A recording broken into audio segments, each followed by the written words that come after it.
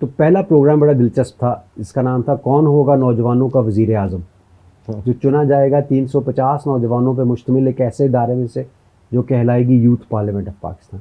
یہ youth parliament ان لاکھوں نوجوانوں میں سے چنی جائے گی جو پاکستان میں سماجی خدمت کے شعبے میں انقلاب کے خواہش مند ہیں.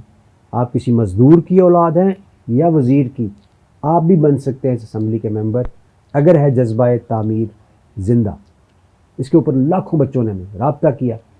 اب ہم نے ان کا ایک الیکشن کروانا تھا ٹی وی کے ٹیریسٹریل پروگرام کے ذریعے. میں بیٹھتا تھا، چودھری اعتزاز احسن صاحب بیٹھتے تھے، کوئی اور ایک صحافی بیٹھتے تھے، کچھ آڈینس، اور پھر لوگ ٹی وی پہ اس پروگرام کو دیکھ کے چیسٹ نمبر کے حساب سے ووٹ ڈالتے تھے.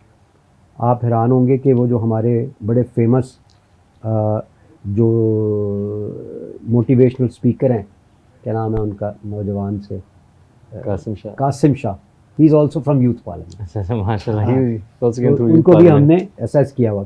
تو یوتھ پارلیمنٹ میں بڑے بڑے جیمز پیدا کیے، ایسی آرگنائزیشن اس میں سے نکلی جو آج اربوں کا کام کر رہی ہیں، مختلف سوشل سیکٹر کے اندر کام کر رہی ہیں. لیکن پھر جو ہمارا کولیب ہوا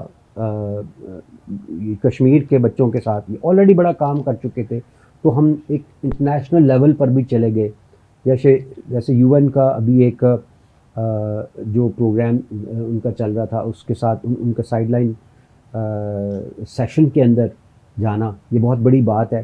اور اس میں ایکو ساک ایک پروگرام تھا ان کا، اس میں شرکت آپ نے بیسیکلی ینگ ڈپلومیٹس کریٹ کیے ہیں. ایسے ہی ہے. اور پھر دنیا بھر میں وہ جا کے پاکستان کے حوالے سے، پاکستان کے سافٹ امیج کے حوالے سے، ویزا کے حوالے سے وہ پالیسیز کو بہتر بنانے کے لیے کوشش کرتے ہیں، اس کے لیے ایڈوکیسی کرتے ہیں، جو کہ چھوٹی بات نہیں ہے.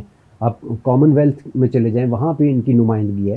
ابھی بھی کامن ویلتھ میں یہ آبزرورز ہیں ہمارے یوتھ پارلیمنٹ کے. ابھی جولائی میں دوبارہ یو این جا رہے ہیں.